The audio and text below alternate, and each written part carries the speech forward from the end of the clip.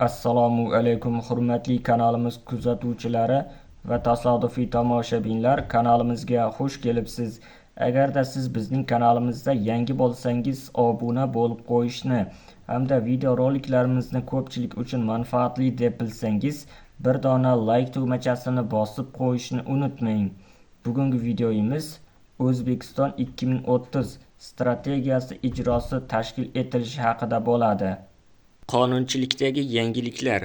O'zbekiston 2030 strategiyasi ijrosi tashkil etiladi.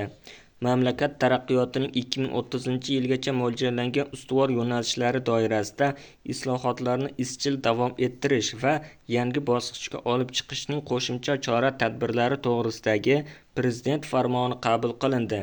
Farmonni qabul qilishdan ko'zlangan asosiy maqsadlar etib quyidagilar belgilandi. Jumladan, O'zbekiston 2030 strategiyasi doirasida erishilgan yutuqlar va mavjud muammolarni hisobga olgan holda samaradorlik ko'rsatkichlarini belgilash. O'zbekiston 2030 strategiyasi maqsadlariga erishilishini monitoring qilish jarayonlarini to'liq raqamlashtirish. Raqamli platformada O'zbekiston 2030 strategiyasi maqsadlarining samaradorlik ko'rsatkichlariga erishilishi holati quyidagi toifalarga ajratiladi. Yashil belgilangan samaradorlik ko'rsatkichiga o'z vaqtida va to'liq erishilgan.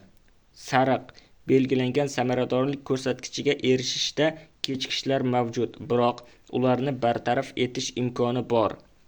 Qizil samaradorlik ko'rsatkichiga erishishda jiddiy kechikishlar mavjud yoki ularga umuman erishilmagan.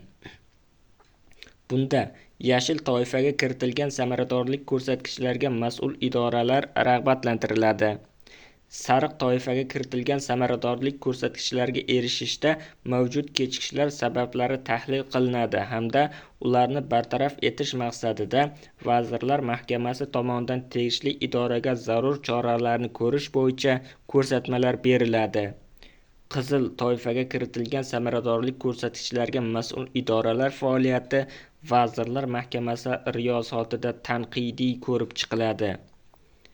Videomiz yoqqan bo'lsa, like bosing, kanalimizga obuna bo'ling. Manba: Telegramdagi huquqiy axborot kanali.